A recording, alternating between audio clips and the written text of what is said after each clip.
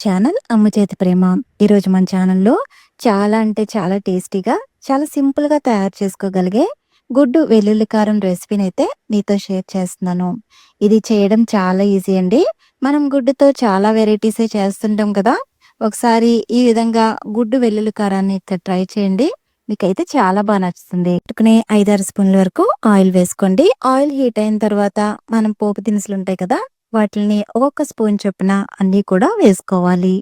అలా వేసుకున్నాక ఇవి చక్కగా వేగిన తర్వాత ఒక 2 నిమిషాల పాటు ఈ దినుసులనైతే వేపించుకున్నాక దీనిలోకి 2 తుంచుకున్న ఎండుమిర్చిని వేసుకోవాలి.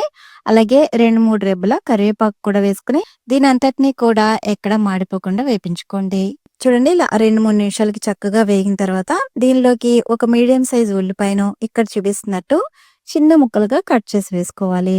ఇలా ఉల్లిపాయ వేసుకున్న తర్వాత ఫ్లేమ్‌ని మీడియంలో పెట్టుకుని ఈ ఉల్లిపాయ ముక్కల్ని చక్కగా వేపించుకోవాలి. ఇవి ఎర్రగా వేగితేనే మన కూర టేస్ట్ అనేది బావుంటుంది. చూడండి ఇలా ఉల్లిపాయ ముక్కలు బాగా వేగి ఇలా ఆయిల్ సెపరేట్ అయిన తర్వాత దీనిలోకి అర టీ స్పూన్ వరకు అల్లం వెల్లుల్లి పేస్ట్ వేసుకోవాలి. ఇలా మనం వేసుకున్న అల్లం వెల్లుల్లి వేగేలోపు మనం దీనికోసం వెల్లుల్లి కారాన్ని అయితే రెడీ చేసుకుందాం. ఇలా మిక్సీ జార్ తీసుకుని దీనిలోకి 1.5 టేబుల్ స్పూన్ వరకు ధనియాలు వేసుకోవాలి. ఇప్పుడు దీనిలోకి అర స్పూన్ వరకు సోంపు, పావు స్పూన్ మిరియాలు, అలాగే ఇక్కడ ప్లేట్లో చూపిస్తున్న వీటిని కూడా 3 యాలకులు, 3 లవంగాలు, చిన్న దాల్చిన చెక్క, అలాగే చిన్న ముక్క అనాస పువ్వు. ఈ విధంగా అన్ని వేసుకున్న తర్వాత ఇక్కడ చూపిస్తున్నట్టు కోర్సుగా బ్లెండ్ చేసుకోవాలి. ఇలా కోర్సుగా బ్లెండ్ చేసుకున్న తర్వాత మాత్రమే ఇప్పుడు వెల్లుల్లిని అయితే యాడ్ చేసుకుందాం. ఇక్కడ ఒక పాయ పూర్తిగా తీసుకున్నానండి. ఒక పాయ వెల్లుల్లిపాయను తీసుకోవాలి. అలాగే 2 టేబుల్ స్పూన్ల వరకు కారం వేసుకోవాలి. అలాగే అర స్పూన్ సాల్ట్ వేసుకుని కళ్ళుప్పుని దీన్ని ఇక్కడ చూపిస్తున్నట్టు ఈ విధంగా గ్రైండ్ చేసుకోవాలి. గుర్తుపెట్టుకోండి, ఈ వెల్లుల్లి కారానికి ఏమాత్రం కూడా వాటర్ అనేది యాడ్ చేయకూడదు. ఈ విధంగా ఒకసారి మధ్య మధ్యలో కలుపుతూ దీన్నైతే ఈ విధంగా గ్రైండ్ చేసుకోవాలి. చూడండి మనకి ఉల్లిపాయలు అలాగే అల్లం వెల్లుల్లి పూర్తిగా వేగి ఇలా ఆయిల్ సెపరేట్ అయిన తర్వాత ఇప్పుడు దీనిలోకి పావు స్పూన్ వరకు పసుపు వేసుకుని ఇదంతా కూడా బాగా కలిసేటట్టు ఒకసారి కలుపుకోవాలి. ఇలా కలుపుకున్న తర్వాత ఇప్పుడు నేను దీనిలోకి ఎగ్స్‌ని అయితే ఈ విధంగా చితక్కొట్టి వేస్తున్నాను.